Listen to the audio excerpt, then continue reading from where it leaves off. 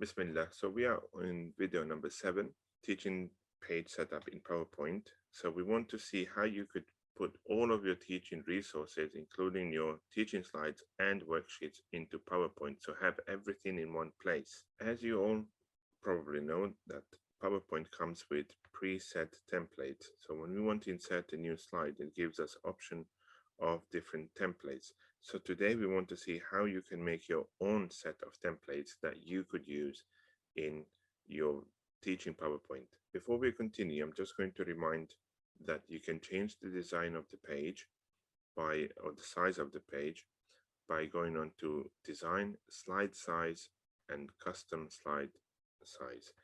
I like to use A4 paper because normally when I print in school, from the printer, the printer uses A4 paper, which is most common, and I normally select this size of slide because whatever I design on here, I want it to look exactly the same when it's printed. You can have a look at my previous video number 6, where I explain how you can set up your own A4 page. What do I really lose when I use this sort of layout is when I open up the slideshow, on the sides I'm going to have 2 blank areas. But if all of your slides are like that, children won't even notice really, or students. Right, so let's get into it. So this is one layout of a teaching or worksheet, shall I say. On my worksheets, I like to add stars where that helps me with differentiation. So 1 star would be for those who are beginners, and then the middle, and then the faster students. 3 stars would be for faster. You can also add 4 or 5 stars. That's entirely up to you. The other thing I like to do is put success criteria at the bottom and have some sort of a code, for example, for students to do self-assessment, where they could say, I need help. They could put age in the success criteria. So in here, in this section, the students after they completed the worksheet, they could put H or A or S or E. Almost got it, I can do it, or I'm super confident on this. So students would put E. The teacher comes around, and teacher could do the same and make sure that they have the same judgment, and the teacher can add letter E into the teacher section. But the question is, if we have this sort of layout, we want to have it pre-made for us. So we want to edit the template in such a way that with one click, we just need to make the minimum changes that need to be made. So the other reason is that success criteria and all of this that we have here, if I'm working on this document, it's very easy that I can click and move it around and out of place, and I don't want to be fiddling with it. So how do we do that? Well, you go into view, and then you've got slide master over here. Once you click on slide master, it opens up the section that shows you all the templates that are there already pre-made. You can see the one with the master slide. You've got the other one, master slide title, with the little text box with bullet points. That's the most common one. But let's go to the top one. The top one, any changes you make here is going to reflect on all of the slides. So if we have a page number here at the bottom, perhaps we want to insert a little shape around that page number. So there we are. There's the shape, and I'm going to put this shape all the way to the back behind the number. And you know the number, let me change the shape to yellow. Oh, that's orange. Okay. In this section here, we have date. With the date, maybe we want to have some sort of a shape behind the date. So in this case, I'm going to insert a simple rectangle to go behind it. Push all the way behind, and I'll change the shape of that as well to orangey color.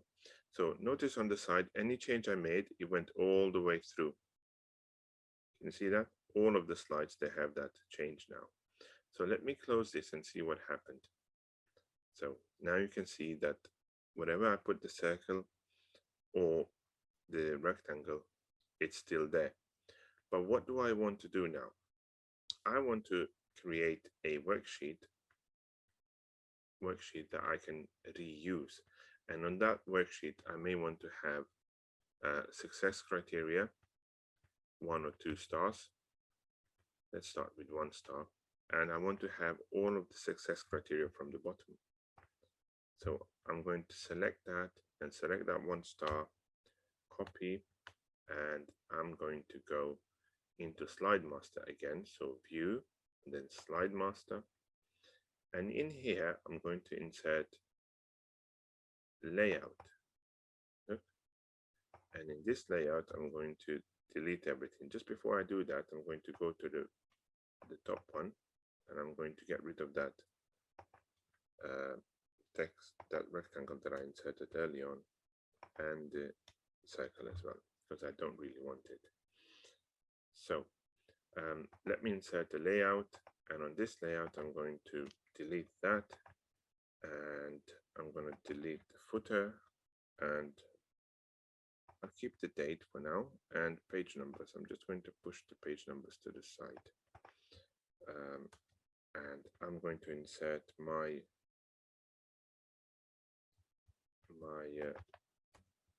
own success criteria. So as you can see, success criteria is right there where I want it to be. And I also have the date. I'm going to show you later how to insert the date. So page number is going to appear there. I'm just going to move it a tiny bit to the side just in case it gets cut off. And the star, there we are. All right, so this is my layout. I'm going to rename it. So this layout I'm going to call worksheet layout 1 star. There we are. And what I'm going to do now, I'm going to duplicate, and I'm going to rename this one to, rename this one to worksheet layout 2 stars. And the next one, which I duplicated as well, I'm going to rename worksheet layout 3 stars. Now, when I say 3 stars, that means I should really add another 2 stars next to this one.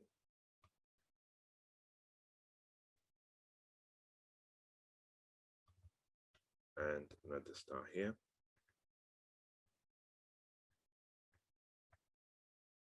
So with the stars, you can align them a bit better using the align option. But anyway, so okay, let me close this one now. So watch now. Now if I want to insert new slide, the 2 layouts or the 3 layouts I made just now, they are there ready for me, which means that if this is what I'm working with, I don't really need to copy and paste this anymore because I've got it in my layout.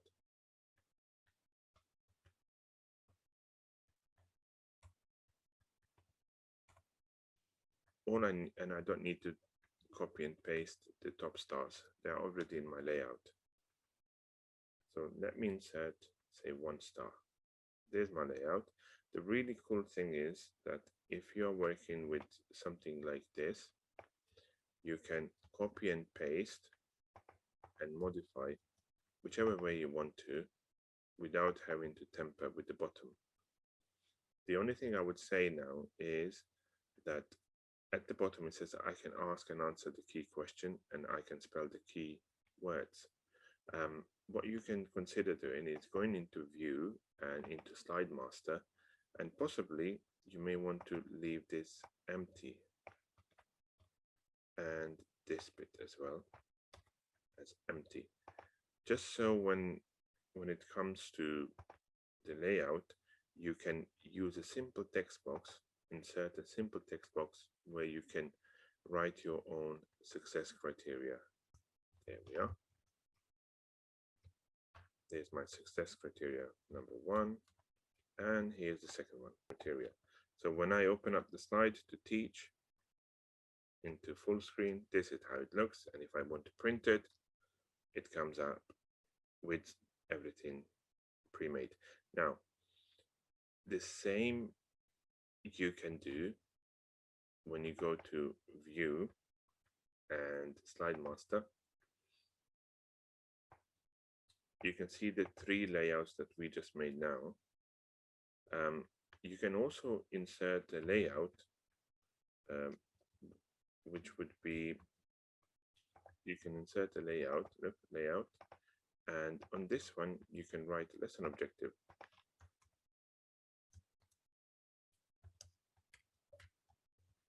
This could be your standard layout for lesson objective. And the advantage of this is you can place it wherever you want to on the page. And when you go to format shape, you can give it whatever color you prefer or the one you like. And let me add some more. Now it's entirely up to you what sort of shape you want to put in here. You could put it like this, and I'll keep it yellow because it's lesson objective. And on your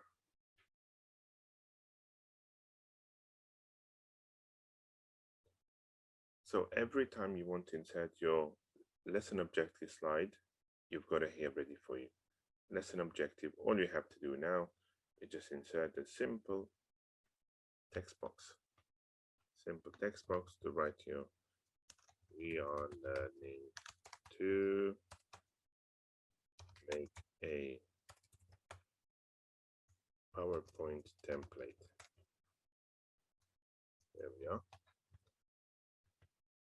So this is our lesson objective say. I will show you one more thing. With lesson objectives, and you normally open up, you start with that page. So you do have the option to insert the slide number and the footer and so on. You got date and time. But I want to show you something else. Look, if you want to insert just date and time, apply, it's right there.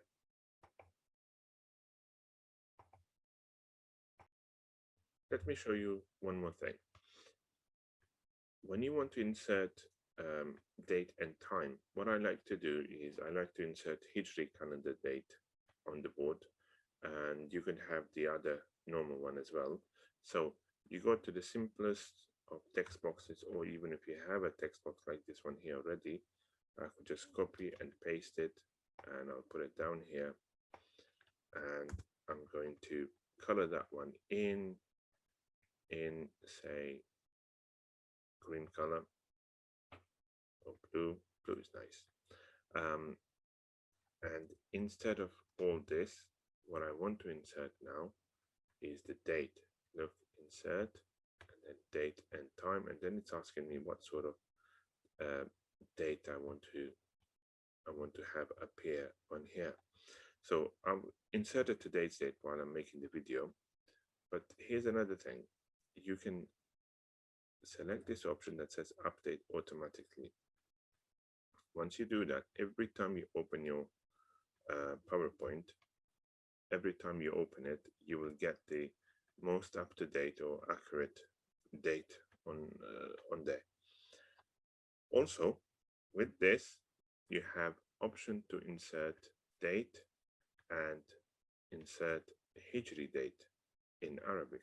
Look, accept 24th of Shawwal is there. Look, so every time I open up my slide, it will tell me the day and the Hijri date and the year, the current year.